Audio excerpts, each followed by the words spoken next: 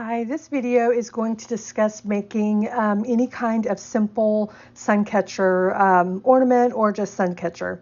So you have two pieces of laser cut wood. I use 3M wood, but you can use acrylic or MDF, and a piece of thin, I use acrylic flex for this particular scenario because I have a diode laser. But you peel the 3M adhesive backing, apply the piece of flex, and then you remove the backing from the second piece or the bottom piece of your wood layer and apply it. So you're basically sandwiching the piece of flex between the two pieces of wood.